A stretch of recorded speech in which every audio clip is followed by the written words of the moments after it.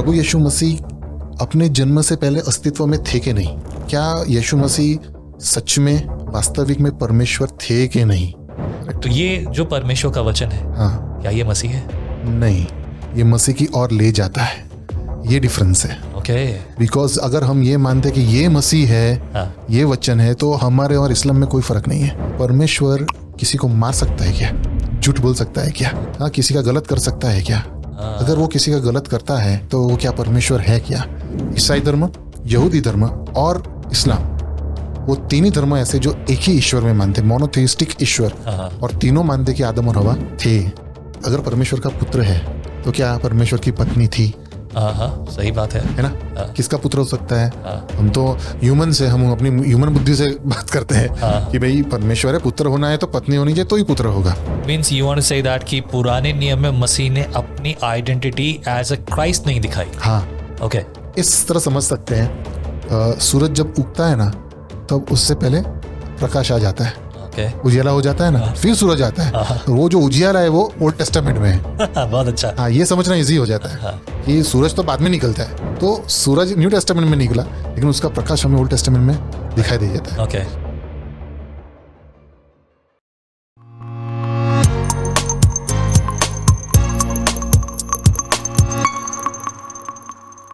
Praise the Lord. जय मसीह की। स्वागत है आपका एक और बार विजनरी रेडियो टीवी के इस खास प्रोग्राम जिसका नाम है let's talk today. Let's talk today में हमेशा बात होती है, बड़ी खास होती है और आपके मेरे आत्मिक विश्वास की होती है।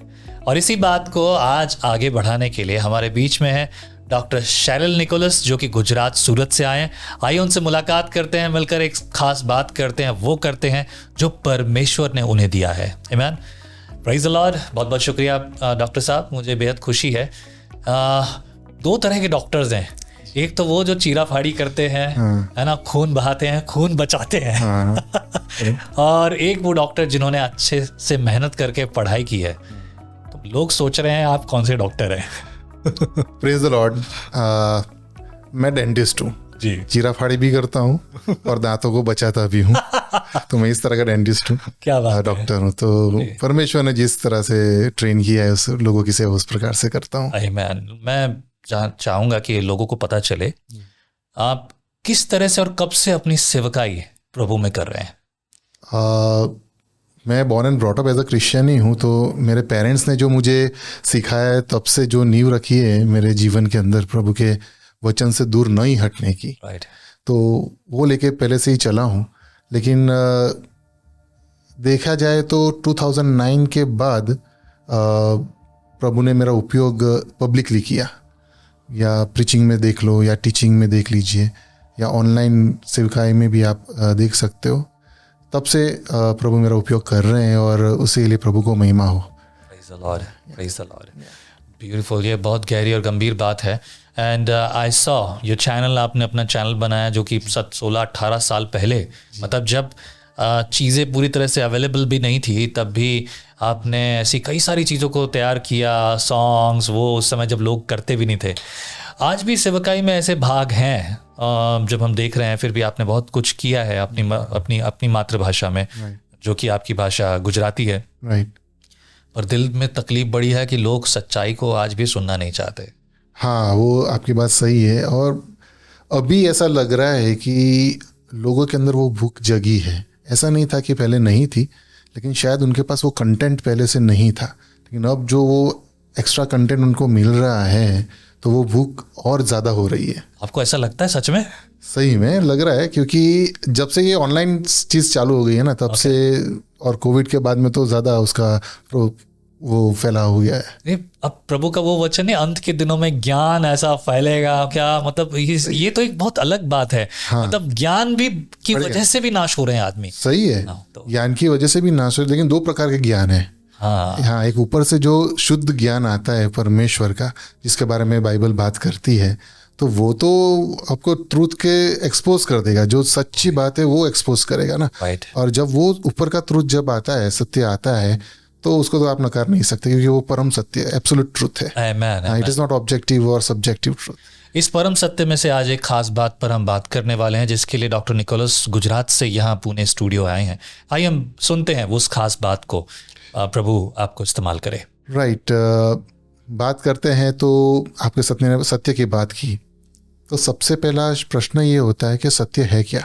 राइट। हाँ, लेकिन वो सत्य सिर्फ एक विचार नहीं है। बाइबल जिस तरह के उसको प्रकट करती है हमारे सामने, तो वो सत्य एक व्यक्ति भी है। उसके बारे में हम बाद में देखेंगे, लेकिन आज जिस बारे में बात करने वाले हैं तो वो यीशु मसीह के बारे में, क्रिस्टोलॉजी की बात कर रहे हैं। तो क्रिस्टोलॉजी जो है वो अध्ययन है जो प्रभु यीशु मसीह के बारे में समझाता है। ठीक है, बहुत बड़ा सिद्धांत है। हम ऐसे बात करके तो जितना हो सके उतना ही कर सकेंगे। सही बात है। क्योंकि बहुत सा बाइबल का वही ब्यूटी है कि सारे सिद्धांत एक दूसरे के साथ जुड़े हुए हैं। और सिर्फ मसीह के बारे में बात। हाँ, मसीह के बारे में बाइबल जीनेसिस से लेके उत्पत्ति से लेके प्रकाशित वाक्य तक पूरा का पूरा मसीह के बारे में ही बात करते, each and every book, because all inclusive in Christ. Correct, absolutely. तो वो चीज़ है। तो आज हम पहला सेशन ये करेंगे कि क्रिस्टोलॉजी क्या है, क्योंकि हम ये समझेंगे कि यीशु मसीह कौन है। ये इसलिए बोल रहा हूँ क्योंकि काफ़ी सारे लोगों के मन में यीशु मसीह को लेके काफ़ी सारे अलग अलग विचार हैं। कोई उसे शिक्षक, महान शिक्षक मानते हैं, कोई उन्हें नबी मानते हैं, कोई उन्हें स्वर्ग का दूत भी मानते हैं, और कुछ आप और मेरे जैसे उन्हें देहधारी परमेश्वर भी मानते हैं। तो इनमें से कौन है, क्या है, तो वो क्रिस्टोलॉजी हमको समझाएगी। जो प्रभु यीशु मसीह का अध्ययन है वो हमको समझाएगी कि परमेश्वर कौन है, प्रभु यीशु मसीह कौन है। मैं इस सवाल के शुरू होने से पहले मैं ये पूछना चाहता हूँ, क्योंकि अभी जो हम शुरू कर रहे हैं ये लगभग पूरे साल का सब्जेक्ट है, राइट? बट जो चर्च में प्रचार किया जा रहा है जी, क्या वो काफी नहीं है? बहुत इंपॉर्टेंट क्वेश्चन है। चर्च में जो प्रचार किया जाता है एक मोनोलॉग है। सबसे पहली जो बात होती है चर्च में, एक आदमी बोलता है, पास्टर जी बोलते हैं और लोग सुनते हैं। करेक्ट, सही है ना? तो कभी भी जब मोनोलॉग होता है तो जो प्रश्न लोगों के मन में होते हैं वो क्लियर नहीं होते। अब वो क्यों? हाँ, वो क्योंकि वो पूछ नहीं सकते ना। तो डायलॉग जब होता है, जैसे आप और हम डायलॉग कर रहे हैं, तो वो डायलॉग जब होता है तब जाके वो थोड़े जो प्रश्न है वो क्लियर हो सकते हैं। Right. If you have a proper biblical training और परमेश्वर के आत्मा से आप वो लोगों के सामने एक्सपोज करो तो ठीक है। क्योंकि नहीं कहना चाहिए, लेकिन आज के ज़माने में काफ़ी सारे, हम बोलते हैं ना, गलत शिक्षा जाती है, वो भी चीज़ है। आपने बोला ज्ञान की बात, तो गलत ज्ञान भी है। मैं इसको ऐसे बोलता हूँ, कच्चा गुरु कच्चा चेला, नरक में जाके ठेलम ठेला। बहुत अच्छे, ऐसे ही है, ऐसे ही है। क्योंकि blind can not lead the blind, ऐसी चीज़ है। एब्सोल्युटली। हाँ, तो वो उस हिसाब से है। लेकिन आज के ज़माने में because of this exposure, online exposure, people are getting, लोगों को वो प्रश्न पूछने की वो अवसर मिल रहा है और उनको जवाब सुनने का भी अवसर मिल रहा है। And thanks to the visionary team, आपकी जैसे विजनरी मजदूरों की टीम है। और प्रभु की महिमा करते हैं, और वो लोग जो प्रभु को ढूंढते हैं वो प्राप्त करते हैं। और आज प्रभु ने आपको इस्तेमाल किया इस स्टेज पर। I am so happy for that. Let's talk about the Christ, जिसके बारे में अभी, जिस पहलू के मसीह को लोगों ने अभी तक नहीं देखा। या ख्रिस्त या मसीह बोलते हैं जी। तो मसीह कौन है, यीशु कौन है? मसीह का शब्द है जो आपको बचाता है। आप यूहन्ना का पहला अध्याय और उसकी 41वीं आयत देखोगे तो पतरस को जब अंद्रिया मिलता है तो वो बोलता है कि हमें मसीह मिला है, मैं तुझे दिखाता हूँ। तो मसीह का जो मतलब है जो बचाना है, तो क्या, कहाँ से बचाता है, कौन है, क्या है, तो वो समझना है। तो क्रिस्टोलॉजी चाहिए। अगर हम क्रिस्टोलॉजी को हटा देते हैं, समझो ये भवन है, तो क्रिस्टोलॉजी उसकी नींव है, फाउंडेशन है। If you remove the foundation, ये भवन टूट जाएगा। तो क्राइस्ट के बारे में सही डॉक्ट्रिन सीखना बहुत ही आवश्यक है। आज जो हम सीखेंगे वो 4 टॉपिक्स के बारे में सीखेंगे, ठीक है? अगर प्रभु यीशु मसीह सिर्फ एक शिक्षक है या सिर्फ एक मनुष्य है, तो हमारा मसीह विश्वास जो है वो ढह हो जाएगा, गिर जाएगा। लेकिन यीशु मसीह ने जो कहा है वो है, तो पूरी मनुष्य जात को उनके सामने झुकना ही पड़ेगा। बहुत सारे लोग इनकार कर देते हैं, लेकिन वो सत्य नहीं जानते। अगर शायद वो एक्सपोजर नहीं मिलता, एक्सपोजर मिलता भी है तो वो स्वीकारने से इनकार कर सकते हैं, क्योंकि बाइबल कहती है कि शैतान ने उनके मन को अंधा कर दिया है। ऐसा भी हो सकता है। फिर फरोशिया जो है, फेरिसीज जो है, उनका ऐसा ही हुआ था, उनके सामने यीशु मसीह थे, उन्होंने इनकार कर दिया, यहूदियों ने इनकार कर दिया। तो ऐसे भी हो सकता है, लेकिन हमारी चीज़ से हमारा जो भाग है, हमको सिर्फ लोगों तक सत्य को पहुंचाना है। क्या कुछ ऐसा नहीं है कि फैरिसी सादुसीज इन्होंने जो खुदा के पीछे थे, जो यहोवा के पीछे थे, लेकिन फिर भी उन्होंने मसीह को इनकार कर दिया, जिसकी भविष्यवाणियां भी उन्होंने पढ़ी थी। सही है, राइट। आज की दुनिया में भी ऐसा हो रहा है कि आज लोग मसीह को होते हुए आज जो कलीसियां या दावा कर दिए कि हमारी कलीसिया में मसीह है और शायद दूसरे में गलत शिक्षाएं हैं, वो भी क्या मसीह की शिक्षाओं को और मसीह का इनकार नहीं कर रही है? कर सकती है, मैं नहीं कह रहा हूँ कि कर ही रही है, कर सकती है, पॉसिबिलिटी बहुत ज़्यादा है। क्योंकि उसमें जो मेन चीज़ें आ जाती है, आपने फेरिसीज और सादुसीज की बात की, उनमें सबसे बड़ी दिक्कत थी दे वर लीगलिस्ट, नियम को पकड़ के चल रहे थे। जो पुराने नियम को मूसा ने दिया था, मोशे ने दिया था, जो उसको पकड़ के चल रहे थे। उनके सामने भविष्यवाणियाँ पूर्ण हो रही थी, मसीह आ चुके थे, भविष्यवाणियाँ जो यशायाह ने की है, मीखा ने की है, वो सब उनके सामने पूर्ण हो रही थी, लेकिन वो अंधे थे। बिकॉज उनके दिल उन्होंने खोला ही नहीं, वो सत्य को स्वीकारना चाहा ही नहीं। तो बाइबल ये कहती है हग्गाई में कि नया जन्म जब आता है तो हमारा जो पत्थर वाला दिल होता है ना, वो मांस का बन जाता है और हमको नई आत्मा दी जाती है। तो जो मांस का रीजनरेशन जब होती है, तभी जाके हम परमेश्वर को, यीशु मसीह को मसीह मान सकते हैं। क्योंकि प्रभु यीशु मसीह भी वो कहते हैं कि अगर बाप आपको मेरे पास नहीं भेजेगा तो आप नहीं आ सकते। तो ये ऑर्थोडॉक्सी बिहेवियर उनके लिए गलत हो गया क्यों? नहीं, मुझे हमारा नियम है, नियम के अनुसार ही चलना है, इसके अलावा आगे और पीछे कुछ नहीं देखना है। सही, ये बिहेवियर उनके लिए बुराई पैदा। एब्सोल्युटली बिहेवियर क्यों है? नियम है। बाइबल यूहन्ना 8:32 में कहती है, जब आप सत्य को जानोगे तो सत्य आपको मुक्त करेगा। करेक्ट। तो उन्होंने सत्य जब तक आप नहीं समझोगे तो आपको वो मुक्ति नहीं मिलेगी, वो नियम से भी मुक्ति नहीं मिलेगी, आपका माइंड एक्सपांड ही नहीं होगा। सत्य को जानना जरूरी है। 4 पॉइंट्स आज देखेंगे, प्लीज। ठीक है। सबसे पहला जो पॉइंट है, प्रभु यीशु मसीह, गॉड द सन या जीसस क्राइस्ट, दोनों में भी फर्क है। वहाँ पे भी क्वेश्चन मार्क है, वहाँ पे भी बहुत गलत शिक्षाएं जा रही हैं। तो परमेश्वर के पुत्र और यीशु मसीह, वो दोनों में फ़र्क होना चाहिए, मतलब वो समझेंगे क्या है। सेकंड चीज़ हम समझेंगे कि प्रभु यीशु मसीह अपने जन्म से पहले अस्तित्व में थे कि नहीं, उसको हम क्रिस्टोफनी कहते हैं, लेकिन वो हम देखेंगे। हाँ, ये सब क्लैरिटी चाहिए उसके लिए समय चाहिए। तीसरी चीज़ हम देखेंगे, क्या यीशु मसीह सच में वास्तविक में परमेश्वर थे कि नहीं। क्योंकि इस्लामिक दृष्टिकोण जो जब आता है तब उनको परमेश्वर नहीं मानते, ठीक है, वो नबी ही मानते उनको। ना केवल इस्लाम, बाकी हिंदुइज्म भी मसीह को मसीह नहीं मानता। They think he is a good teacher. हाँ, एक शिक्षक, इसलिए मैंने बोला कि कोई इनको शिक्षक मानते, कोई नबी मानते, कोई स्वर्ग का दूत भी मानते हैं, और कोई आपके जैसे और मेरे जैसे देहधारी परमेश्वर भी मानते। तो ये विचारधाराएं हैं आज हिंदुइज्म में, इस्लाम में। तो क्या हम अनजाने में वो विचारधारा में मानने तो नहीं लगे हैं ना?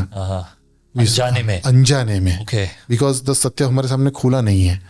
तो अगर ऐसा है तो आज का जो एपिसोड है ये वो आपके लिए उपयोगी रहेगा, मैं मानता हूँ। क्या बात है। ठीक है। और चौथा जो है, प्रभु यीशु मसीह के कार्यालय, मतलब ऑफिसेस ऑफ क्राइस्ट कौन सी है, उसके बारे में हम आज देखना चाहेंगे। ठीक है, yes, ready? I am ready. First thing जो देखेंगे, परमेश्वर का पुत्र और यीशु मसीह। अगर मैं आपको प्रश्न एक पूछता हूँ, परमेश्वर का पुत्र होना, क्या ये मानना जाता है कि यीशु मसीह परमेश्वर से थोड़े कम थे? ऐसा हो सकता है? As a pastor, as a experienced son of Christ the Lord, मैं कहूँ कि नहीं, मैं ऐसा नहीं मानता। एब्सोल्युटली नहीं होता वो। ठीक है, वो क्यों नहीं होता पीछे से देखेंगे। लेकिन ये भ्रम जो है, परमेश्वर जब पुत्र की बात आती है तो हमारे जहन में यही बात आती है कि वो पिता से कमतर है। नॉर्मली जब हम मसीह में नए आते हैं, एब्सोल्युटली, तो हम ये सोचने लगते हैं हमारी प्रार्थना किससे है? यीशु से है या प्रभु यहोवा से है। और जब लोग ये सवाल पूछते हैं कि अगर यीशु प्रार्थना कर रहा था पिता से, तो फिर हम यीशु से क्यों प्रार्थना करें? सही है, पिता से प्रार्थना करेंगे, या फिर यीशु भी प्रभु से प्रार्थना कर रहा था तो वो प्रभु नहीं है? सही है, ये क्वेश्चन आता है, यही करते हैं लोग। लेकिन बाइबल उसको स्पष्ट कहती है कि हमारे पास एक महायाजक है और वो महायाजक यीशु मसीह है जो हमारे लिए मध्यस्थी करता है। करेक्ट है ना? तो वो मध्यस्थी जब करते हैं तो हमारी प्रार्थनाएं प्रभु यीशु मसीह के नाम में हम मांगते हैं। है ना? जब मैं परमेश्वर के पुत्र के नाम से कुछ मांगता हूं तो परमेश्वर को सुनना ही पड़ता है। बिल्कुल, क्योंकि वो उनका एक प्रसन्न करने वाला पुत्र है। ये प्रॉमिस है, एक प्रॉमिस है ना? राइट। हाँ, तो अभी मेरे हिसाब से मैं अगर प्रार्थना करूं, समझ लीजिए मेरे हिसाब से मैं प्रार्थना करता हूं, तो शायद वो परमेश्वर या यीशु मसीह, गलत मत समझिएगा, लेकिन यीशु मसीह के पास शायद ना पहुंचे। लेकिन अगर पवित्र आत्मा मेरे को समझाती है कि ऐसे प्रार्थना करो, तो वो बेटर है। यीशु मसीह समझते हैं, ऐसा नहीं है कि, लेकिन हमको सिखाती है पवित्र आत्मा कि हमें कैसे प्रार्थना करनी चाहिए। वो भी बिब्लिकल एक डॉक्ट्रिन है, राइट। है ना? बिब्लिकल डॉक्ट्रिन है कि पवित्र आत्मा हमको समझाती है, सिखाती है, सिखाता है यथा योग्य कौन से शब्द में हमें वो प्रार्थना करनी चाहिए। तो डेफिनेटली ये तीनों का, त्रिएकता का एक सिद्धांत है, ट्रिनिटी की जिसे हम कहते हैं, त्रिएक ईश्वर, उसके ऊपर आ रहे हैं हम नेक्स्ट। राइट। आपने ट्रिनिटी के ऊपर एक बुक भी लिखी है, as I know. Yes yes yes, that's beautiful, क्योंकि ये एक बड़ा सवाल है लोगों के लिए। Will talk about this later. Yes, वो देखेंगे बाद में, लेकिन आज जो भी देखने वाले हैं, गॉड द सन, पिता का, परमेश्वर का पुत्र। तो त्रिएकत्व बिब्लिकल मसीह समाज का एक बहुत बड़ा सिद्धांत है, जिसमें हम ये मानते हैं कि परमेश्वर एक है, लेकिन उसमें व्यक्ति तीन है। ठीक है, वो समझना थोड़ा गहरा है और रहस्यमय भी है, इतना इजी नहीं है, और उसके लिए आपको कोई एक्सक्लूसिव और परफेक्ट एग्जाम्पल नहीं मिलेगा, कहीं भी नहीं मिलेगा। आप एग का ले लीजिए या पानी का ले लीजिए। एग का मतलब देखो, एग को आप जब बॉईल करते हैं तो उसकी ऊपर की परत रहती है, अंदर की वाइट रहती है और अंदर का येलो, और वो पूरा एग एक ही चीज़ से बना हुआ है, तीन अलग अलग चीज़ें उसका पार्ट्स है। वो एग्जैक्ट वो नहीं है एग्जाम्पल, लेकिन कंपैरेटिवली हम समझ सकते हैं। दूसरा है सन, सूर्य का गोला। सूर्य का गोला एक चीज़ होती है, उसकी ऊष्मा एक चीज़ होती है, और उसकी किरणें एक चीज़ होती है। तीनों में तत्व एक ही है सूरज का, लेकिन वो चीज़ें तीनों अलग हैं। करेक्ट। तो वो एग्जैक्टली हम कंपेयर नहीं कर सकते त्रिएकता के, लेकिन थोड़ा बहुत समझ सकते हैं उस एग्जाम्पल्स से कि त्रिएकत्व क्या है। और त्रिएकत्व मतलब one in essence, three in person, ये हमारे जहन में याद रखना ही है। I think it's matter of believe. Correct correct, matter of belief, लेकिन वो समझना भी बहुत डिफिकल्ट है, मैं समझता हूँ। करेक्ट, ये भी सही बात है। बहुत डिफिकल्ट है समझना, क्योंकि हमारे पास ऐसा कोई एग्जाम्पल है ही नहीं। और प्रभु का वचन कहता है कि ऐसे कई सारे मर्म हैं जो हमको यहाँ पृथ्वी पे समझ में नहीं आएंगे, जब हम स्वर्ग में जाएंगे तब वो हमारे सामने प्रकट होंगे। तो उसमें से एक ये त्रिएकता है, राइट, है ना? तो वो त्रिएक ईश्वर का मतलब पिता, पुत्र और पवित्र आत्मा, वो तीन व्यक्तियां हैं, थ्री पर्सनैलिटीज हैं, लेकिन वो उनका तत्व जो एसेंस है वो एक ही है, वो परमेश्वर ही है। तीनों परमेश्वर है, तीनों का कार्य अलग अलग है, तीनों की पर्सनैलिटीज अलग है। बाइबल की आयतें हमको समझाएगी वो क्या है। तो जब गॉड द सन के बारे में बात करते हैं त्रिएकता को ज़हन में रख के, तो जो दूसरा पुत्र है वो है गॉड द सन, वो है गॉड द सन। हम उनको कैसे प्रूफ कर सकते हैं कि गॉड द सन परमेश्वर है? ये प्रश्न आना चाहिए, बिल्कुल आना चाहिए। तीन चीज़ें हैं तो हम कैसे कह सकते हैं कि वो परमेश्वर है? तो योना का सुसमाचार आप देखोगे, उसकी पहली आयत हमको ये कहती है कि आदि में वचन था, वचन परमेश्वर के साथ था और वचन ही परमेश्वर था। राइट, ठीक है।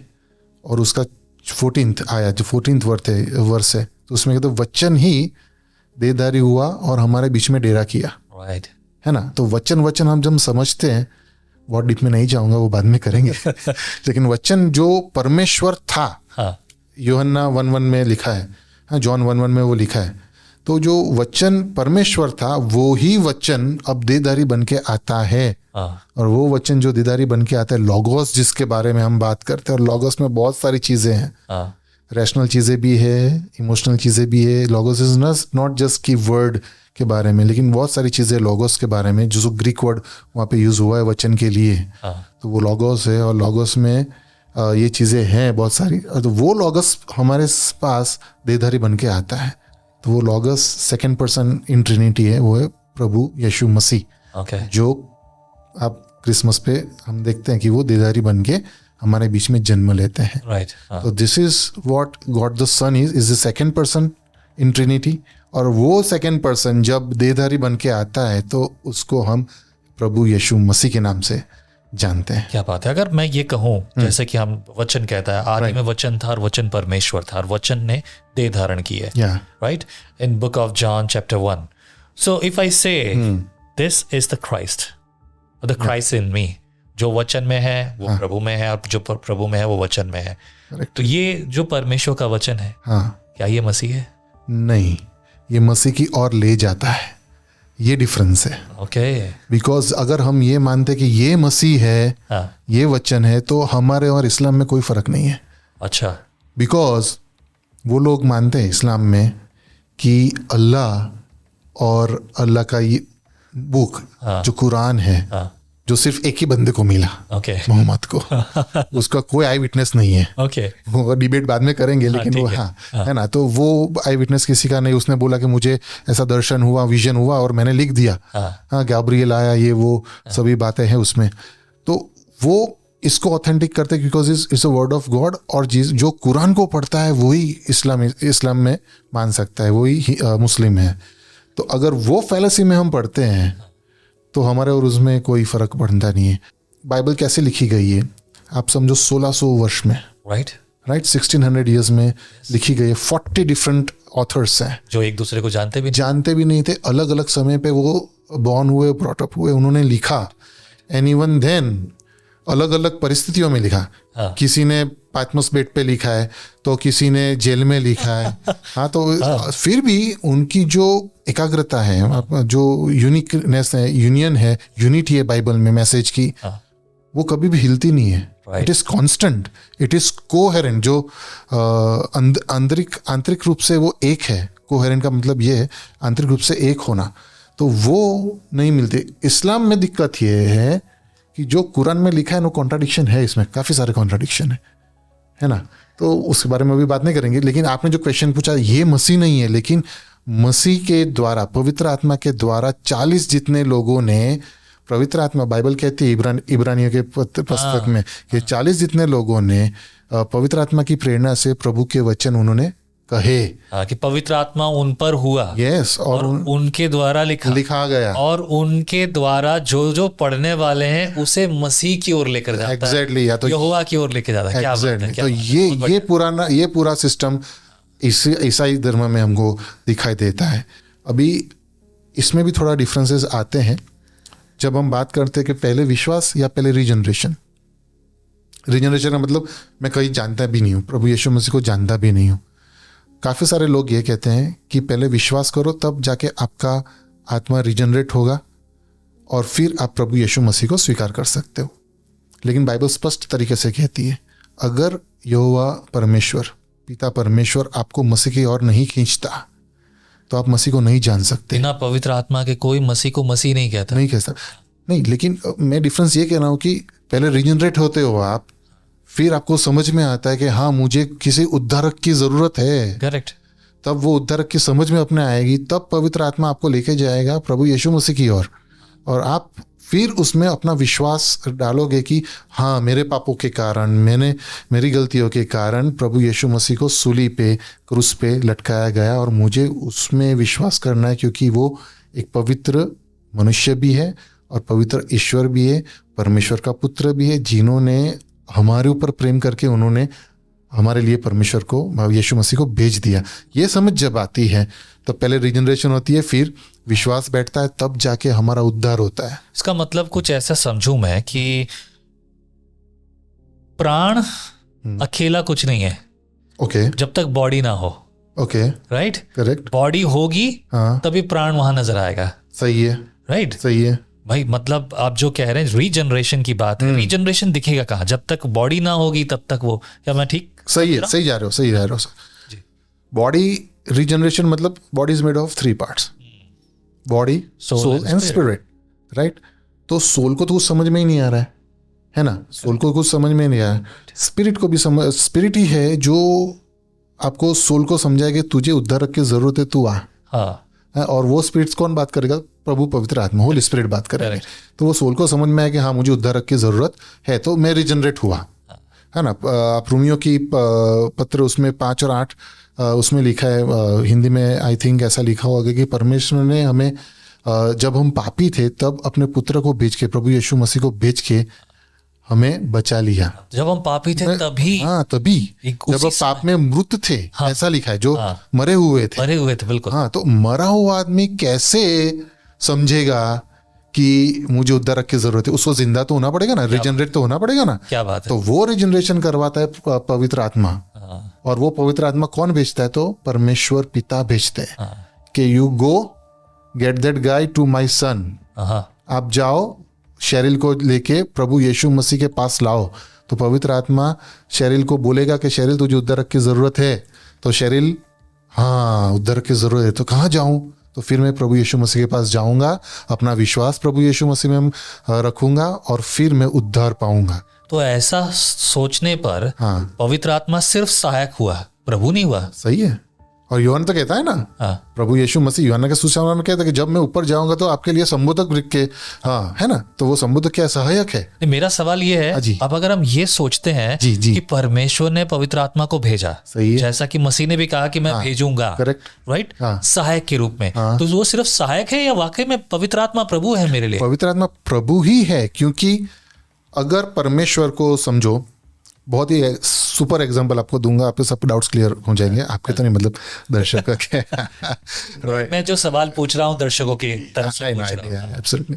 तो ये जो चीज़ें बहुत ही ब्यूटीफुली लिखा है, उत्पत्ति की पहली आयत, 1 चैप्टर वर्स 1, यूहन्ना, जॉन चैप्टर 1 वर्स 1, अगर आप दोनों को कंपेयर करोगे ना तो उसका स्टार्टिंग ये इन द बिगिनिंग, है ना, in the beginning there was what, nothing, कुछ भी नहीं था।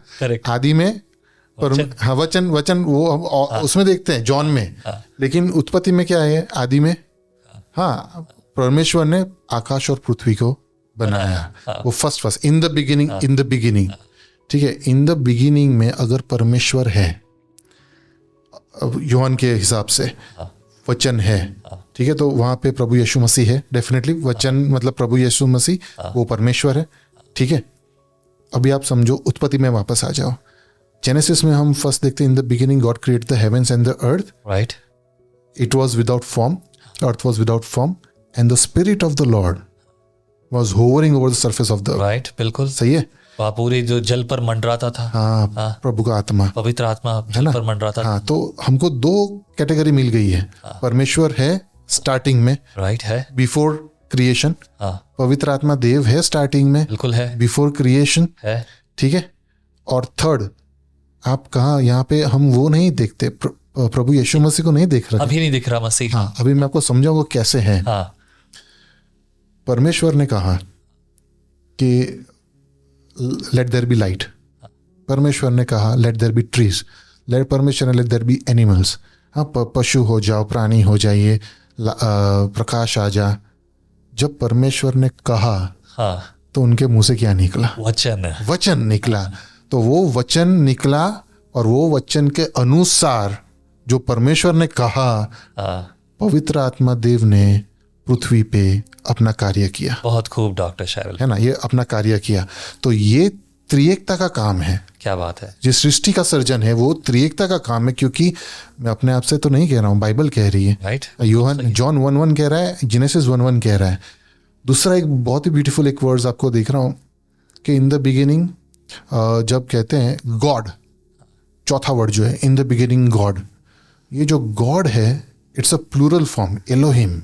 हाँ, वो एक वचन में प्रयोग किया गया है, लेकिन उनका बहुवचन दिखा गया। Elohim is always used as a plural form of God, right, right. तो प्लूरल क्यों है? Because at the time of original translation, हाँ, राइट, हाँ, तो जो प्लूरल फॉर्म क्यों है, ये बहुत डीप है, लेकिन थोड़ा एक्सप्लोर कर रहा हूँ जितना जरूरी है, जहाँ समझ आ सके। हाँ, तो ये जो प्लूरल फॉर्म है, प्लूरल का मतलब एक से ज्यादा, बहुवचन है। राइट। कब यूज होता है? जब आपके पास दो से ज्यादा हाँ। लोग हो तो हमारे पास तो ऑलरेडी वहां पे है एलोहिम। 126 में भी लिखा है ना, हाँ। जेनेसिस 126। वो त्रिएकता का एग्जाम्पल है ना। राइट। हाँ। वो त्रिएकता, हम अपने स्वरूप और प्रतिमा के अनुसार मनुष्य को रचेंगे। करेक्ट। हम हाँ। हम हैं। तो वो काफी सारी जगहों पे हम लोग त्रिएकता के वो अंश देखते हैं, हम उनके फुटप्रिंट्स वहां देखते हैं बाइबल में। राइट। ये बहुत एक जो गैर ईसाई हैं वो हमको क्वेश्चन करते हैं कि वेयर इट इज रिटन की ट्रिनिटी वर्ड बाइबल में है कि नहीं है। जरूरी नहीं है कि बाइबल में होना, वो लिखा होना जरूरी, लेकिन उसका जो सिद्धांत है, उसका जो विचार है वो बाइबल में डेफिनेटली है। सिद्धांत जरूरी है, सिद्धांत होना कुछ लोगों को मैं हमेशा ये कहूंगा, कुछ लोग ना शब्दों पर अटकते हैं। अगर शब्दों पर अटक रहे तो बहुत सारे लोग, जैसे कई लोग मेरे पास आते हैं और वो कहते हैं कि बाइबल में लिखा है कि सब्त के दिन आराधना करनी चाहिए। तो मैं ये कहता हूं कि अगर आप सब्त के दिन की आराधना की इतनी पैरवी करते हैं तो क्या आपने खतना कराया? पहले खतना कराओ, सही है, फिर अगर सिर्फ शब्द की पैरवी करो। सही है। बहुत बार हम सिर्फ शब्दों पर ना देखें, सिद्धांतों पर देखें, जिसकी बात हम आज कर रहे हैं। एग्जैक्टली। राइट। पास्टर जी, इसमें मैं ये सोचता हूँ, ये इसलिए होता है, हम मसीह लोग जो हैं, हम दिल से सोचते हैं, दिल से, मन से सोचते हैं, मन से सोचते हैं और पूरे प्राण से सोचते हैं। ओके। है ना? क्योंकि हमने मिशनरीज की बात सुनी है, प्रभु ये अपने शिष्य के बारे में सुना है कि कैसे उन्होंने अपना बलिदान दे दिया, हमारे पास कैसे बाइबल आई है। Right. वो हिस्ट्री जब देखते हैं तो हमारी आंखों में आंसू आ ही जाते हैं, क्योंकि मिशनरी ने पूरा खून बहा दिया है हम वो पहुंचाने के लिए। इसलिए हमारा फोकस कहाँ होता है? प्राण पे होता है और मन पे होता है। लेकिन मत्ती में परमेश्वर ने कहा, तू अपने परमेश्वर पे पूरे मन से, पूरे प्राण से और पूरी बुद्धि से प्रीति कर। सही बात है। बुद्धि हम साइड पे रख देते हैं। बुद्धि कब यूज होती है? परमेश्वर ने सत्य को, एपोलोजेटिक्स को साइड पे नहीं रखा है। है ना? एपोलोजेटिक्स साइड पे नहीं रखा है। वो परमेश्वर ने जो कहा है वो एपोलोजेटिक्स भी करो। एपोलोजेटिक्स एंड थियोलॉजी, ये जो है वो एक कॉइन के दोनों बाजू है। One is attacking, other is defending your faith. Defending your faith means apologetics. Attacking means आप सुसमाचार प्रकट करिए। हम सुसमाचार प्रकट करते हैं लेकिन apologetics को भूल जाते हैं, वो सत्य को समझते नहीं है। तो ये दिक्कत आ रही है। लेकिन धीरे धीरे वो आज के जो नए ज़माने के न्यू जनरेशन है वो समझ रहे हैं कि कैसे हम डिफेंड कर सकते हैं। तो ये बातें हैं। ये डिफेंड वाली जो बात है ना, कई बार लोगों को समझ नहीं आती। अर्लियर मैं भी इसके खिलाफ था। Do really I need to defend my faith? No. Do really? क्या सच में मुझे अपने विश्वास का मुझे लोगों को ये बताना पड़ेगा कि मैं, भाई मेरे खानदान की बात, मेरे लिए मेरा मसीह मेरा बाप है।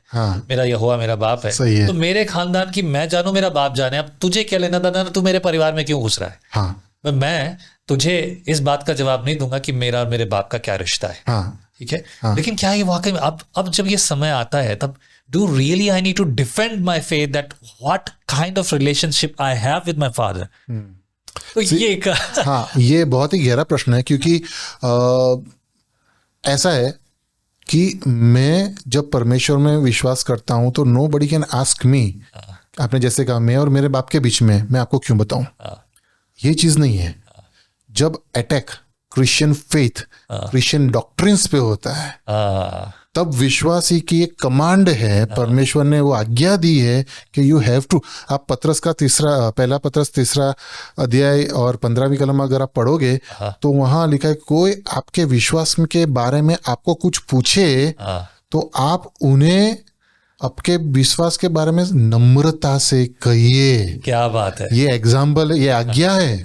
ये आज्ञा है कि मैं क्यों विश्वास कर रहा हूं, क्योंकि एक सिंपल सा एग्जाम्पल देता हूं। मैंने कहीं पे पढ़ा था, अगर मेरे पास आईफोन है, समझ लीजिए, तो उसकी सब क्वालिटीज मुझे पता है, ठीक है। करेक्ट। और मैं जानता हूं कि आपके पास दूसरा जो फोन है उससे काफी ज्यादा अच्छी क्वालिटीज उसके अंदर है, फीचर्स बहुत अच्छे हैं।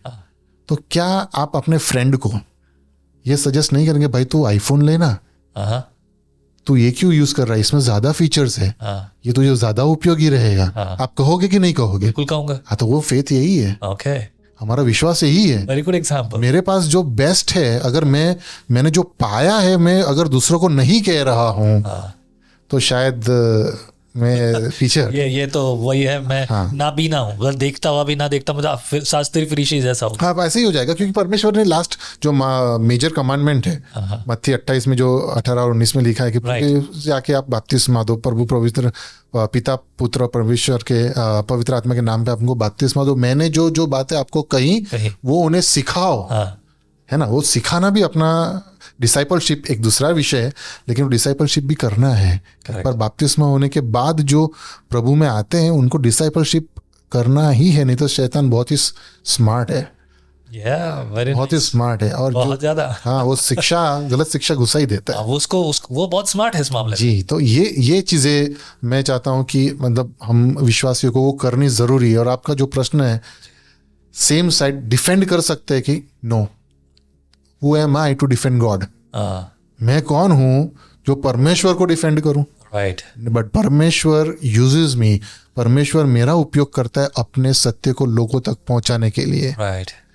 तो वो एपोलोजेटिक्स है, और वो मैं नम्रता से करता हूं। अगर मैं एरोगेंट बन गया, उद्धत बन जाता हूं, तो I don't show the love of Christ in me. हाँ, ये चीज है, ये वाली बात है, क्योंकि यही चीज हमें रोकती है कि जैसा कि आज दुनिया में देखते हैं, तुम धर्म परिवर्तन कर रहे हो। मुझे नहीं लगता, मैं आज के दिन तक नहीं देखता कि कभी किसी भी वजह से कोई किसी का धर्म परिवर्तन कर सकता है। राइट, मैं कभी ऐसा देखता नहीं हूँ, है ना। परिवर्तन जैसी चीज है, परिवर्तन करने वाला हृदय, जो अभी आपने कहा था थोड़ी देर पहले कि रीजनरेशन वाली बात, वो मुझ में अपने आप आएगी, वो कोई और नहीं कर सकता। करेक्ट। किसी के कहने से नहीं कर। माँ बाप को अपने आंसू बहाते देखो, सालों बीत जाते अपने बच्चों के लिए, पत्नी अपने हस्बैंड के लिए बहा रही है, हस्बैंड अपनी पत्नी के लिए आंसू बहा रहा है, वो नहीं बदलते। नहीं बदलते, वो regeneration that's come from the Lord. That comes from the Lord, and we have to ask Lord. हमको परमेश्वर को पूछना है, प्रार्थना करनी है, उपवास के साथ प्रार्थना करनी है, इनका जीवन बदलिए। सबसे अच्छी अगर सुसमाचार कोई है तो अपना जीवन है। राइट। एपोलोजेटिक्स करने के समय जब मैं मेरे विश्वास को डिफेंड करता हूँ, अगर मेरे में परमेश्वर का प्रेम नहीं दिख रहा, उनका ग्रेस नहीं दिख रहा, उनकी जो सहानुभूति है वो नहीं दिख रही, तो कोई काम का नहीं है। नम्रता, दीनता नहीं है। दीनता और नम्रता होना ही चाहिए। जब परमेश्वर हमारे लिए मनुष्य बन के नम्र होता है, किनोसिस हम सोचे कल देखेंगे उसके बारे में। बहुत सारी चीजें मैं बोल रहा हूँ ना, बहुत इंटरलिंक्ड है ये सब। सब एक दूसरे से जुड़ा है, छोड़ना पड़ता है थोड़ा सा। तो उस हिसाब से ये है। तो हमने क्रिस्टोलॉजी में हम जो देख रहे हैं कि अगर क्रिस्टोलॉजी में हम क्राइस्ट को ठीक से नहीं समझते हैं तो उसकी नींव हिल जाती है, हमारे विश्वास की नींव। गॉड द सन समझना जरूरी है। राइट। वो हम समझ चुके हैं। हमने काफी त्रिएकता के बारे में थोड़ा एक्सप्लेन कर दिया है। ठीक है। Then we have got Jesus Christ के बारे में, वो क्यों परमेश्वर है वो बाद में देखेंगे। दूसरी चीज जो है, दूसरा जो हम टॉपिक लेंगे वो है कि परमेश्वर यीशु मसीह अपने जन्म से पहले के अस्तित्व में थे। ओके, ये भी थोड़ा डीप है। वेरी नाइस, है ना। ये क्रिस्टोलॉजी का बहुत ही बड़ा एक सिद्धांत है। इसी पे लोग हमला करते हैं क्योंकि वो लोग ऐसा कहेंगे, जो परमेश्वर पैदा होता है वो परमेश्वर कैसे? God can not be created, ये सिद्धांत है। If anything is created he is not God. अगर परमेश्वर को सृष्टि की गई है उसकी, तो वो परमेश्वर नहीं है। ये बाइबल का सिद्धांत है। राइट। नहीं, बाइबल तो ठीक है, लेकिन आप किसी गैर ईसाई को भी आप यह सिद्धांत समझाना जरूरी है। क्योंकि अगर किसी का सृष्टि किया गया है, उसको उत्पत्ति की गई है, तो किसी ने तो उसकी उत्पत्ति की होगी ना। करेक्ट। ठीक है। किसी ने एक परमेश्वर की उत्पत्ति की, तो उसके ऊपर जिसने की वो एक परमेश्वर हुआ। वही क्रिएटर है। राइट, क्रिएटर है। अब वो बोलेगा कि नहीं, उसको भी किसी ने क्रिएट किया, तो जो जिसने क्रिएट किया, तो ये जो सर्कल है, there has to be a top most right creator, और वो टॉप मोस्ट जो क्रिएटर है वो परमेश्वर है। यहोवा, बिल्कुल। हाँ, यहोवा है कि नहीं वो बाद में हम उसको कह सकते हैं। ठीक है, वो हम डिफेंड कर सकते हैं कैसे, वो थोड़ा ठीक है ना। ठीक है, लेकिन हमारे लिए तो यहोवा है। बिल्कुल है। त्रिएक ईश्वर यहोवा से भी तीनों है। है ना। हमने जैसे जेनेसिस 1:1 में देखा, तीनों है सृष्टि की उत्पत्ति में। तो ये समझना जरूरी है, परमेश्वर को क्रिएट नहीं कर सकते। राइट। ठीक है। और सभी चीजें वहां से ही आती हैं। परमेश्वर से ही सब चीज़ें निकलती है। प्रेम देख लीजिए, फिजिकली देख लीजिए, या आप मेंटल देख लीजिए, इमोशनल देख लीजिए, रैशनल चीज़ें, तार्किक चीज़ें देख सकते हैं। हम जो तर्क कर रहे हैं, क्वेश्चन आंसर जो समझने की बात कर रहे हैं, वो भी वहाँ से ही आती है। क्योंकि परमेश्वर ने, बाइबल कहती है उत्पत्ति 1:26 में कि उनकी प्रतिमा में हमें बनाया गया है, स्वरूप और प्रतिमा में। तो जो परमेश्वर सोचता है, सोच विचार के, ऐसे तो नहीं बनाएगा ना सृष्टि को। आप सृष्टि की सर्जन देखिए, सिर्फ एक डीएनए को देख लीजिए। डीएनए भी ऐसी सृष्टि है कि आप समझ नहीं पाओगे कैसे बनती है। हम मेरे जैसा आदमी तो नहीं समझ सकता। क्योंकि जेनेटिक्स में जो स्कॉलर्स हैं, उन्होंने ये कह दिया है कि हमारे डीएनए में सभी जो लोग हो चुके पास्ट में और अब जो पृथ्वी पे हैं, सभी के डीएनए में एक कॉमन प्रोटीन होता है। ओके। प्रोटीन से डीएनए बनता है। ओके। और वो प्रोटीन सब में मिलता है। अभी ये समझना ज़रूरी है कि आपका डीएनए और मेरा डीएनए डिफरेंट है। आपका डीएनए और मेरा डीएनए, कोई सी दो का डीएनए सेम नहीं होता। आप क्राइम पेट्रोल अगर देखते हो, नहीं बिल्कुल नहीं, वो दिमाग खराब नहीं करता मैं। नहीं मतलब जो फॉरेंसिक्स होती है, फॉरेंसिक्स, हाँ, उस नजरिए से फॉरेंसिक्स में वो लोग देखते हैं कि भाई किसका डीएनए वो खूनी है ना। तो ऐसा वो आइडेंटिफाई उससे करते हैं डीएनए, बिल्कुल है ना। हाँ। तो वो डीएनए क्यों? क्योंकि वो स्पेसिफिक है व्यक्ति से। आपको अलग है, मेरा अलग है। करेक्ट। फिर भी आपके डीएनए में एक प्रोटीन है, मेरे में प्रोटीन है जो सेम है। पॉलीपेप्टाइड चेन जो होती है वो सेम है। वो एक कॉमन एंसेस्टर की तरफ हमें इशारा करती है। समझ रहे हो? राइट। हम एक ही एंसेस्टर से आए हैं, एक ही पूर्वज से आए हैं, उसकी तरफ इशारा करती है। और वो पूर्वज बहुत दूर नहीं है। मतलब that's a footprint, right? Absolutely, DNA footprint है वो। ओके। डीएनए फुटप्रिंट है। तो वो फुटप्रिंट ये दर्शाती है कि हम आदम से आए। अभी तो we have a single mother and a single father, okay, each and everyone on this earth, of course, है ना। तो, हाँ। तो ये समझना जरूरी है। तो ये एस्टैब्लिश करता है, ये साबित करता है कि there was a Adam, there was a Eve, हवा और आदम थे।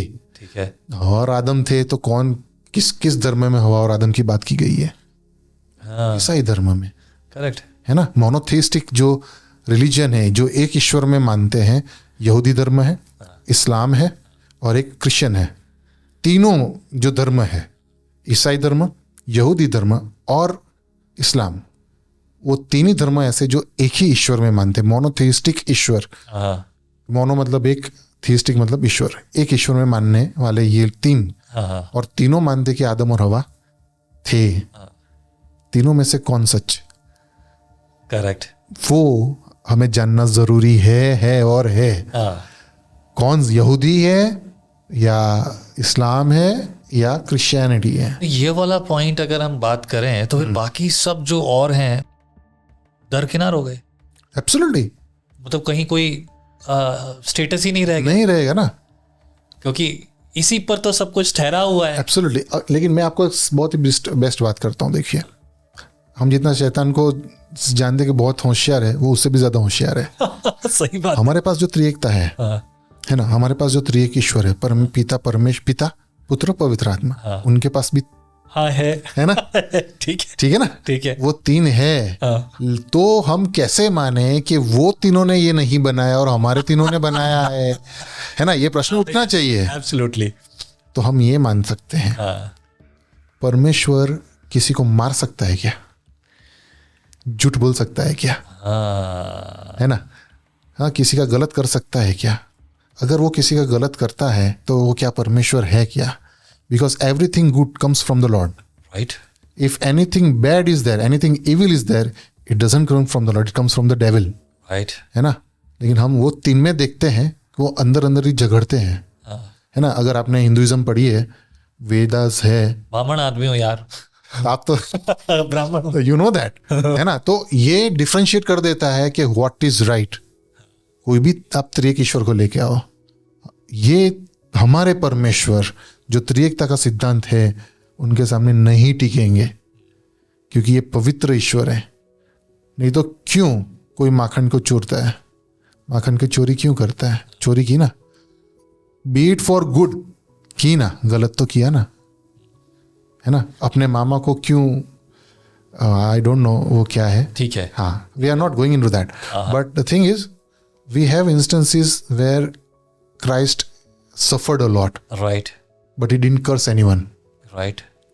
आपके सामने वो लोग ये कहेंगे कि क्या परमेश्वर पिता, मतलब ये यीशु मसीह मंदिर में जाते हैं और गुस्से हो जाते जब उन्होंने देखा कि उन्होंने वो मंदिर को एक लुटारों का कोतर वो बोलते हैं, वो पैसा लेके सब कर रहे थे. पैशन वीक की बात कर रहा हूँ मैं, बिजनेस चल रहा है वहाँ पे. तो उन्होंने वो लिया और सबको हटाया. ये आर्ग्यूमेंट आपके सामने रखेंगे. ओके. उन्होंने तो ये किया ना, उन्हें भी तो गलत काम किया ना. दे अग्री कि हम भवन में, मंदिर में आराधना के सिवा ट्रेडिंग नहीं कर सकते. ठीक है, बिजनेस नहीं चला सकते, पैसे के लिए वो पिजन सबको बेच नहीं सकते. करेक्ट. ठीक है. उनका आर्ग्यूमेंट ये है कि परमेश्वर ने वो लेके उनको सफाया क्यों किया. क्या उन्होंने गुस्से होके उनको मारा? बाइबल कहीं नहीं लिखती. नहीं, बाइबल कहीं नहीं लिखती. परमेश्वर डेफिनेटली गुस्से में आ गए, लेकिन उन्होंने सिर्फ जो उनके टेबल्स थे उनको टर्न डाउन किया. जो पिजन्स थे उनको निकाल दिया. सबको, मनुष्य को हाथ भी नहीं लगाया. करेक्ट. जो उनको बेचने वाले थे उनको हाथ भी नहीं लगाया, उनको कर्स भी नहीं किया. तो ये चीज डिफरेंशिएट करती है कि कुछ भी कर लो, आप यीशु मसीह में एक भी ऐसा ऐब नहीं ढूंढ पाओगे. राइट. है ना. राइट. यीशु मसीह, क्योंकि हम इसलिए यीशु मसीह की बात कर रहे हैं क्योंकि वो मनुष्य के रूप में आए. परमेश्वर और प्रभु पवित्र आत्मा के बारे में हम बातें नहीं कर सकते क्योंकि हमारे कॉम्प्रिहेंड ही नहीं कर सकते, हम अपने विचार से ऊपर है.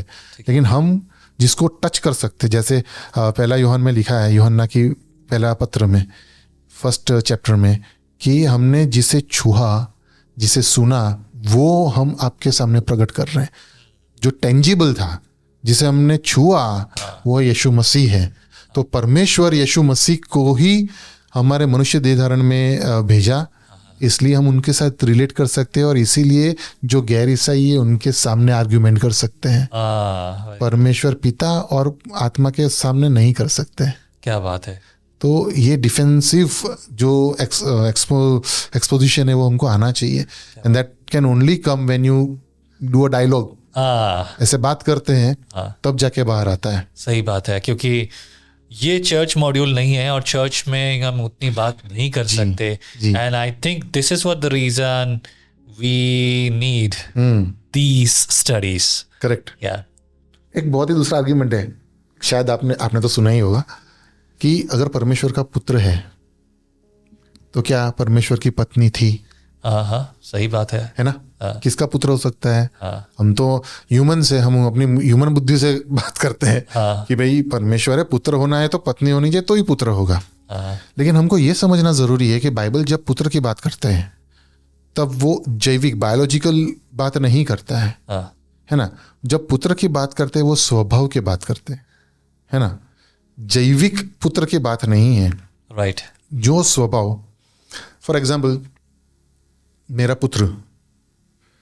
जो पुत्र है, मनुष्य का पुत्र क्या होगा? मनुष्य ही होगा. बिल्कुल. है ना. प्राणी का पुत्र, एक शेर का पुत्र शेर ही होगा. है ना. तो वो शेर होना नहीं छोड़ देता. शेर का पुत्र शेर होना नहीं छोड़ेगा. करेक्ट. है ना. उसका जो स्वभाव है उसके अंदर आएगा, इसलिए वो उसका पुत्र है. बीइंग्स में ये डिफरेंस है. Human beings, animal beings, avian beings, जो एवियरी जो है अपने पंछी, तो वो बीइंग्स जो है वो अलग अलग बीइंग है.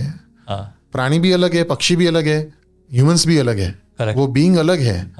तो human being can produce only human beings. उनका स्वभाव वो पक्षी में नहीं जाएगा, पक्षी का स्वभाव ह्यूमन में नहीं आएगा. तो वो समझना जरूरी है कि जब बाइबल पुत्र की बात करती है, परमेश्वर का पुत्र की बात करती है, तो वो स्वभाव की बात करती है. फॉर एग्जाम्पल, आप देखिए, शांति के पुत्र का एक फ्रेज है वहाँ पे, अवज्ञा के पुत्र का एक फ्रेज है. फिर उनके शिष्य है याकूब और यूहन्ना, उनको कहते हैं कि गर्जन के पुत्र. तो गर्जन क्या है? वो क्वालिटी है. शांति क्या है? वो क्वालिटी है. है ना. वो गर्जन नहीं, चिल्लाते नहीं, वो क्वालिटी दर्शाते हैं. तो जब पुत्र की बात होती है तो प्रकृति जो नेचर है और कैरेक्टरिस्टिक जो विशेषताएं हैं उनको ध्यान में रख के बाइबल पुत्र रखती है। तो in this sense book of genesis chapter 6 वहां पर प्रभु कहता है कि मनुष्य जो कुछ सोचता है बुरा ही सोचता है। एब्सोल्युटली। राइट। हाँ पर मसीह जो मनुष्य में जन्मा, हाँ, वो मनुष्य के स्वभाव में नहीं जन्मा। Okay Isn't it? ओके, क्योंकि अब नेचर की बात हम कर रहे हैं, because he was full of the Lord, correct correct, पूरी तरह यहोवा परमेश्वर का स्वभाव। इसीलिए पिता पुत्र, जो मुझ में है वो पिता में है, जो पिता में है जो मुझ में है, सही। जो पिता में है वो मुझ में है, मुझ में जो है। राइट। तो भी जिस तरह के नेचर की आप बात कर रहे हैं, तो अब मैं जो हूं वो हूं जो सब मनुष्य होते हैं। सही है। लेकिन मनुष्य, मसीह वो नहीं था। मसीह वैसा व्यवहार में नहीं था। Isn't it? थोड़ा एक्सपोज करेंगे उसको, हाँ इसकी बात हम कल करने वाले, लेकिन थोड़ा आपको हिंट दे देता हूँ। Please. It is called hypostatic union. Okay. Hypostatic union का मतलब होता है तात्विक एकता, है ना। वो सिद्धांत ये दर्शाता है कि प्रभु यीशु मसीह पूर्ण तरीके से परमेश्वर भी थे और पूर्ण तरीके से मनुष्य भी थे। राइट। 100% उनके पास मनुष्य का स्वभाव था, सिर्फ पाप को छोड़ के। राइट।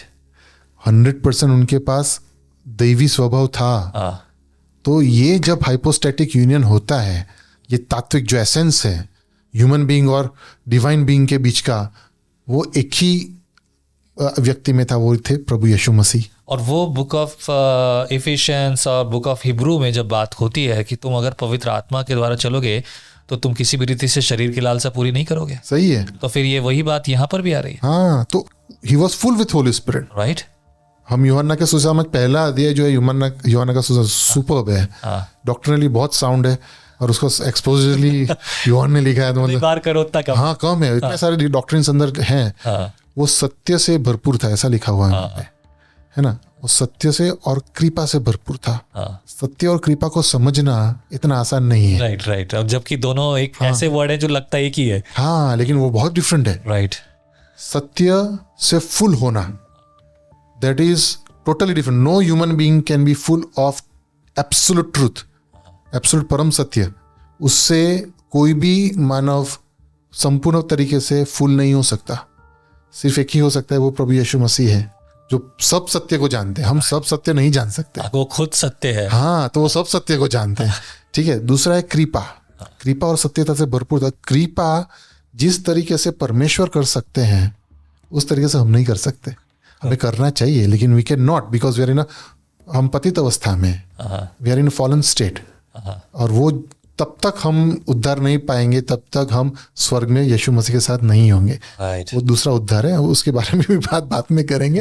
लेकिन this is everything we will cover tomorrow. Right. ठीक है। तो हाइपोस्टैटिक यूनियन हम कल देखेंगे।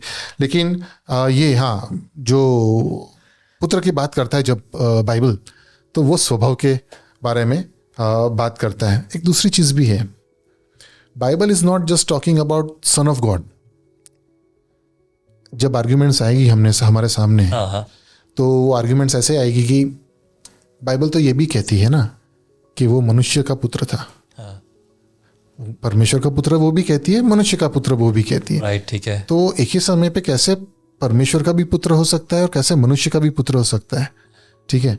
जब ये कॉन्फ्लिक्ट आता है, जब ये प्रश्न आता है, समस्या आती है, तो हमें ये समझाना जरूरी है कि जब मनुष्य का पुत्र ऐसा उल्लेख करते हैं, जब महायाजक ने प्रभु यीशु मसीह को कहा कि तू क्या परमेश्वर का पुत्र है ना, अन्नास पूछता है कि तू क्या परमेश्वर का पुत्र है, तो वो कहते हैं कि आपको नहीं पता, मनुष्य का पुत्र, वहां परमेश्वर का पुत्र की बात नहीं कर रहे हैं।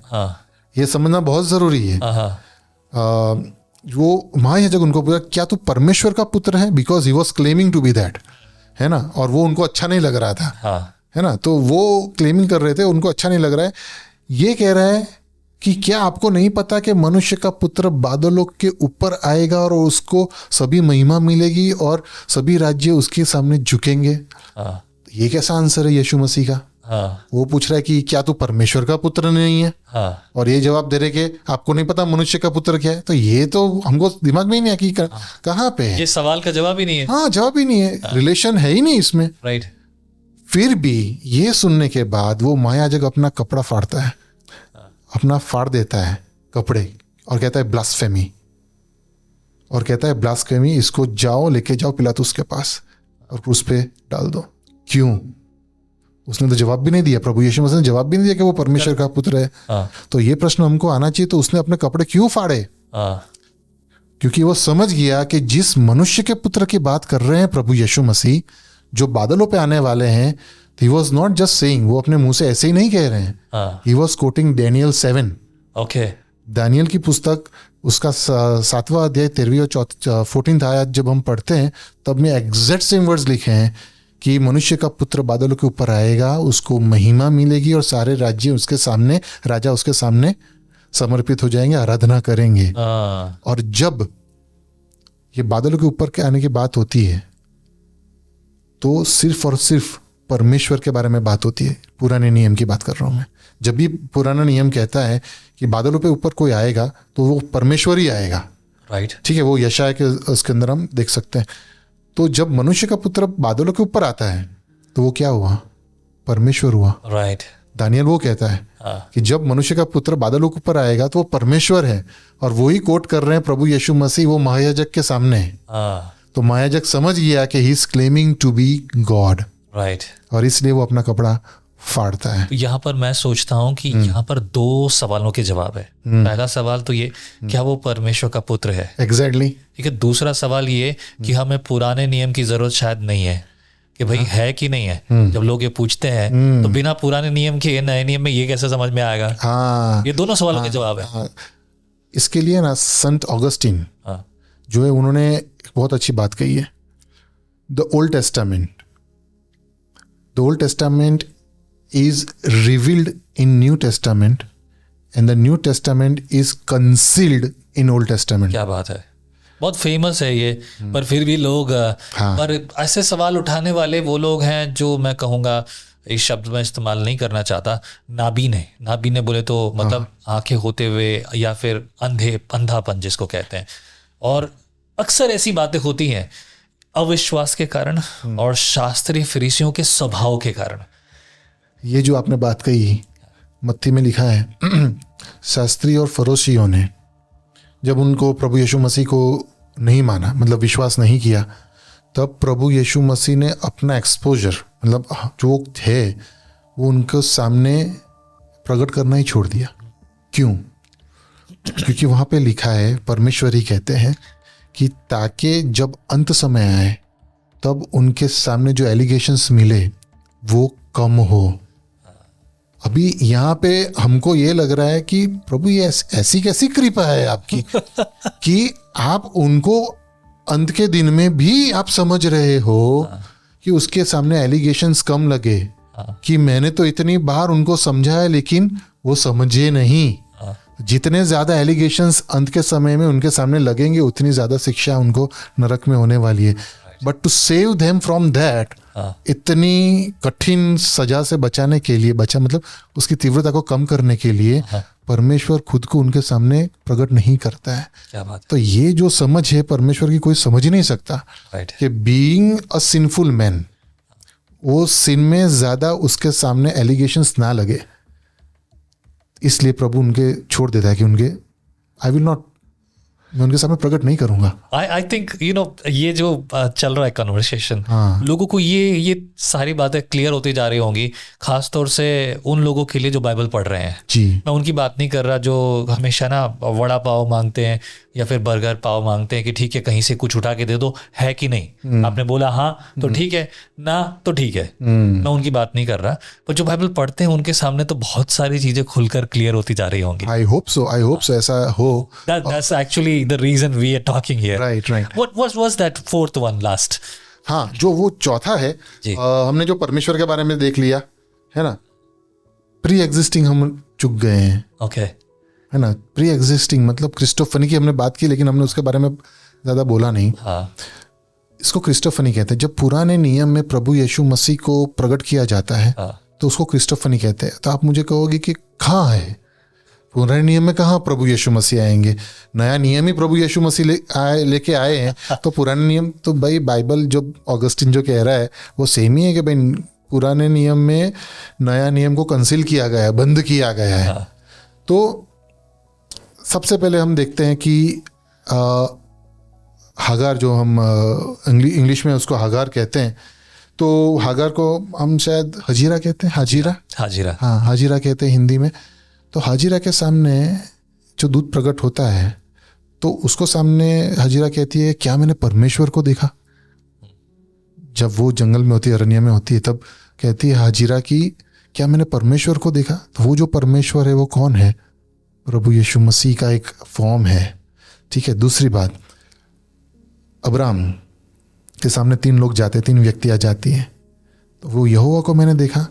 मान लीजिए लोगों के सामने यहोवा कभी प्रकट नहीं हो सकता, कभी नहीं हुआ। जो हुआ तो वो भस्म कर देते हैं, इतना पवित्र है। करेक्ट। लेकिन जो हमारे सामने प्रकट होता है वो एक ही है, वो प्रभु यीशु मसीह है। ओल्ड टेस्टामेंट हो या न्यू टेस्टामेंट, बिल्कुल। जिसने भी ओल्ड टेस्टामेंट में परमेश्वर को देखा है, उन्होंने सिर्फ और सिर्फ यीशु मसीह को देखा है। That is pre incarnate Christ बोलते हैं उसको। प्री इनकारनेट, देहधारी आए उससे पहले का क्राइस्ट है वो। तो वो है। तो इसमें देखा। फिर हलवान के बारे में हम जब देखते हैं आइजैक में, जो मेमना उनको मिला, तो वो भी प्री इनकारनेट क्राइस्ट है। प्रभु का दूत उसको बोल रहा है कि नहीं, तू आइजैक को मत काट, मैं तुझे एक मेमना देता हूँ। तो वो जो दूत आता है वो कौन है? प्रभु यीशु मसीह है, जो उनके सामने, अब्राहम के सामने वो कह रहे हैं। ठीक है। तो ये सारी चीज़ें हैं वो प्री इनकारनेट क्राइस्ट के बारे में है। और जलती हुई झाड़ी भी आप देख सकते हो, राइट, जो परमेश्वर उनके सामने आता है दूत के हिसाब से, और वो ही दूत कहता है कि मैं अब्राहम का परमेश्वर हूँ। समझ रहे हो? जलती झाड़ी में मूसा जब जाता है, चप्पल निकालो, ये सब बात होती है वहाँ पे। तो वहाँ पे एक दूत आता है और उसको बोलता है कि मैं परमेश्वर हूँ, तू चप्पल निकाल। तो दूत और परमेश्वर दो अलग अलग आइडेंटिटी है, ऑफ कोर्स, है ना? Of course. तो इसलिए स्टार्टिंग में मैंने कहा था, कोई उनको महान शिक्षक मानता है, वो कोई उनको नबी मानता है, कोई उनको स्वर्ग का दूत भी मानता है, प्रभु यीशु मसीह को। तो ये दूत जो है वो प्री इनकारनेट क्राइस्ट है। Means you want to say that कि पुराने नियम में मसीह ने अपनी आइडेंटिटी एज अ क्राइस्ट नहीं दिखाई। हाँ। ओके।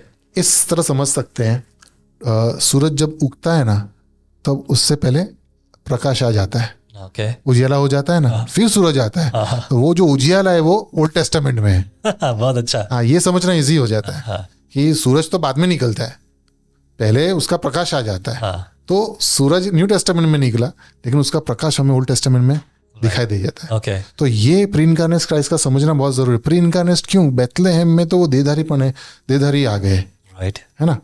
लेकिन pre incarnate he was before creation.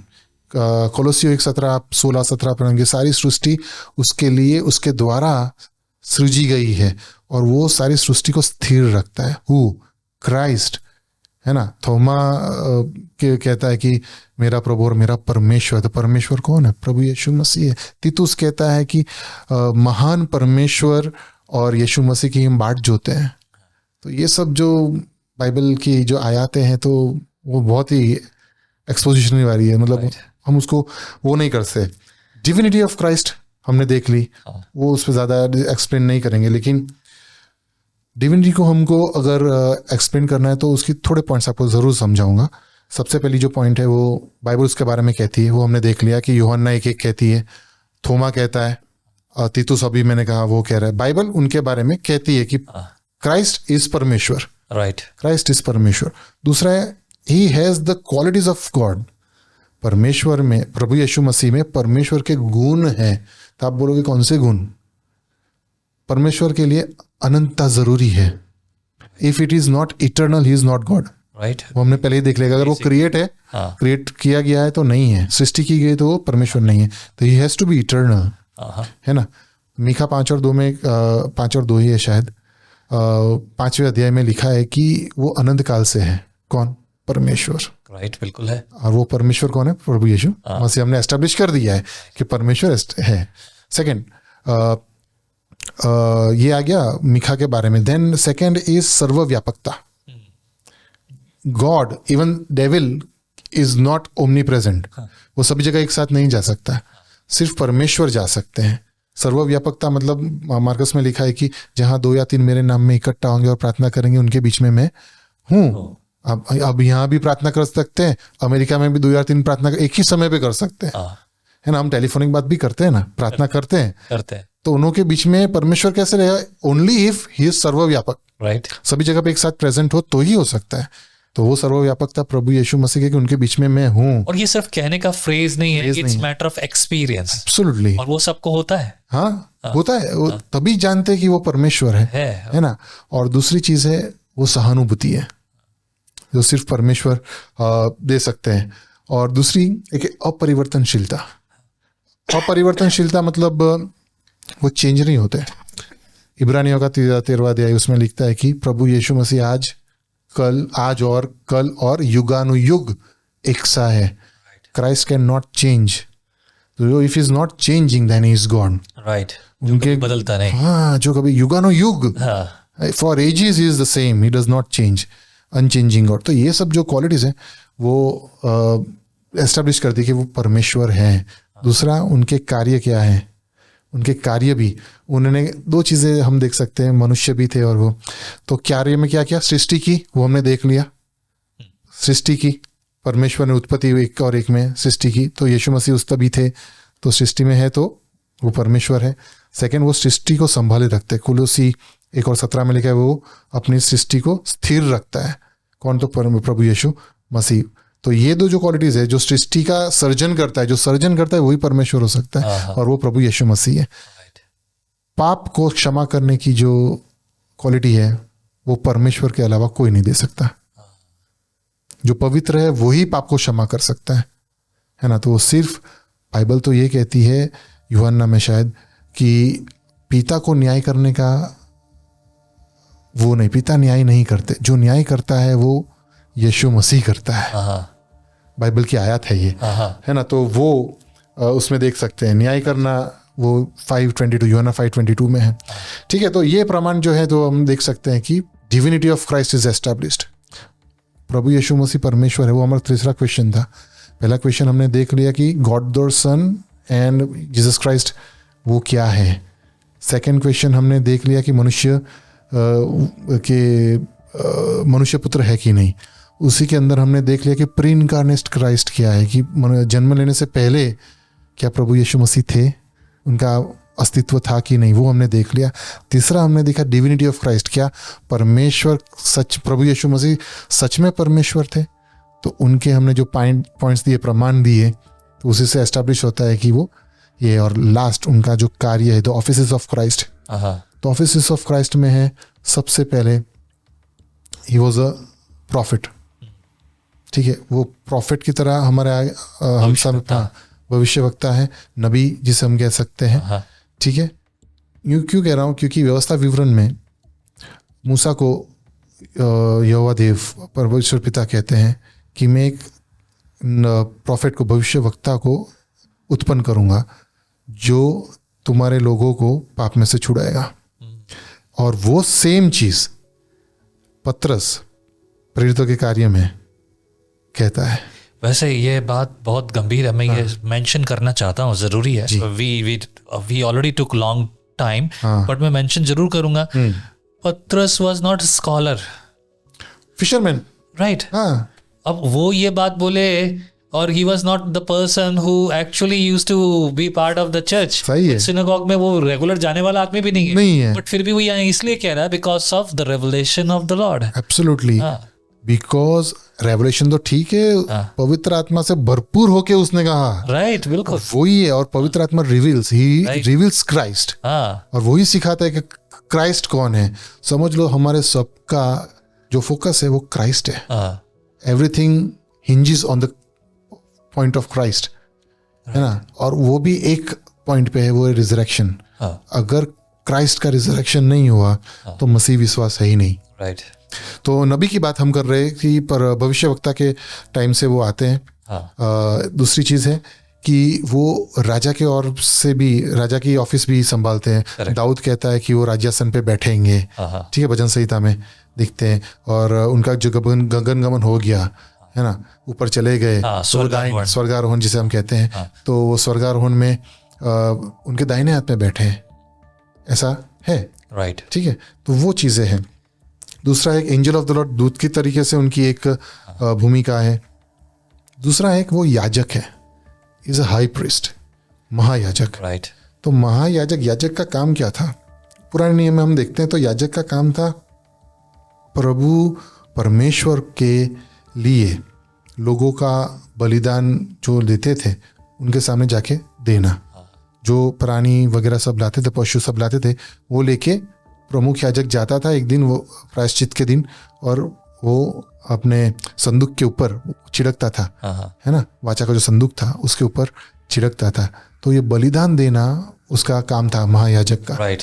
We have a highly priest who himself is the sacrifice। Right, himself sacrifice. हाँ, ये हिमसेल्फ सेक्रीफाइस है। और इसलिए इब्रानियों का पत्र कहता है कि हमें किसी और बलिदान की जरूरत नहीं है, एक ही बार का बलिदान काफी है, और ये प्रभु यीशु मसीह का बलिदान है। और वो जो बीच का पर्दा था, जो कर्टेन थी, वो हमेशा के लिए टूट गई है, और हम हिम्मत से वो पवित्र स्थान है, परम पवित्र स्थान के अंदर जा सकते। तो ये जो ऑफिस है, याजक ने, महायाजक ने तब कहा भी पूरा हुआ। हाँ, महायाजक मसीह खुद ने कहा पूरा हुआ। पूरा हुआ।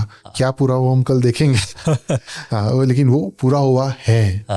तो ये सारे पॉइंट्स जो है वो फर्स्ट पार्ट्स ऑफ क्रिस्टोलॉजी, इतना शायद मेरे हिसाब से ठीक रहेगा, काफी रहेगा, डेप्थ में जा सकते हैं। डोज ज्यादा हो गया है। हाँ, पर विजनरी श्रोता जो है वो सुनने वाले हैं जी, और सत्य की खोज करने वाले हैं, और जो सत्य की खोज करता है वो प्राप्त करता है।